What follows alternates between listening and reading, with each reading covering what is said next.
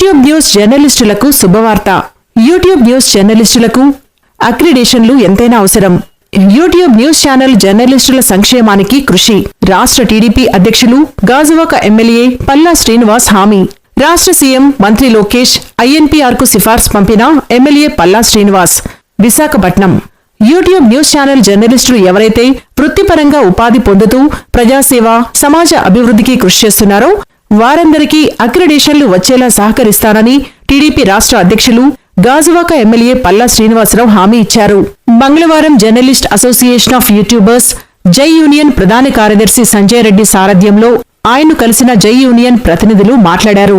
వివిధ పత్రికల్లో ఛానల్లో పనిచేసిన అనుభవంతో యూట్యూబ్ ను వేదికగా చేసుకుని న్యూస్ ఛానళ్లు నడుపుతున్న యూట్యూబ్ న్యూస్ ఛానల్ జర్నలిస్టులకు వివిధ రాయితీల కోసం అక్రిడేషన్లు ఇప్పించాలని ఇప్పటికే మంత్రి లోకేష్ కు నేరుగా వినతి పత్రం ఇవ్వడంతో పాటు రిజిస్టర్ పోస్టు కూడా చేసినట్లు వివరించారు.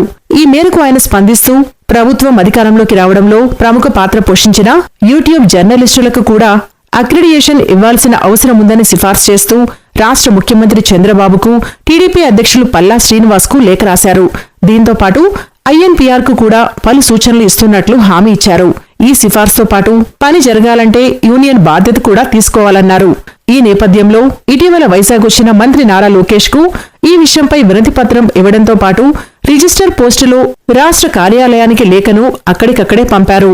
ముఖ్యమంత్రి దగ్గరకు ఈ సిఫార్సు పత్రం వెళ్లినప్పటికీ ఐఎన్పీఆర్ నుండి కూడా పూర్తి పనులు చేయించుకునే బాధ్యత తీసుకోవాలని అన్నారు.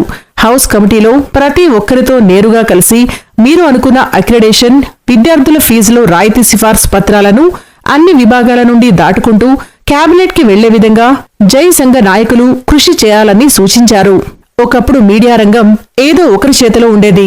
కానీ నేడు అందరి చేతికి వచ్చిన ఈ నేపథ్యంలో సోషల్ మీడియా మరింత విస్తృతపరుచుకోవడంతో నేడు ప్రజల్లో కూడా ఆదరణ పెరగడం యూట్యూబ్ ద్వారానే ప్రపంచానికి తెలియజేస్తున్నారు.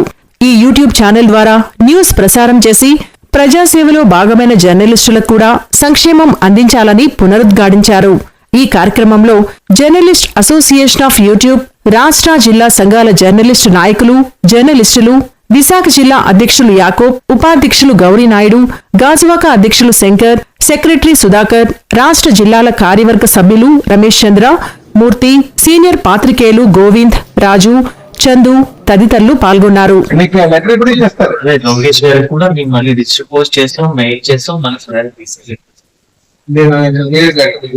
మీరు వర్కౌట్ చేసుకోవాలి. నా లెటర్ వచ్చిన దాంట్లో ఏమవుతుందంటే ముఖ్యమంత్రికి ఇస్తే ముఖ్యమంత్రి గారు ఐఎన్పీఆర్ పంపించేస్తారు.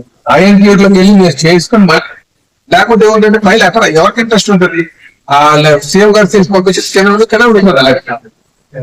మాట్లాడతాం. ఈ ఫైల్ అంత ఫాస్ట్ గా చేయాల్సి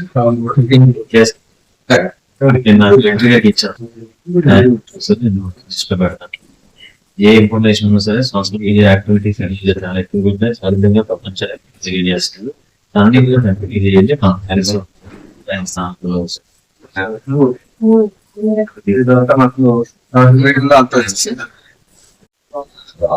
ఈరోజు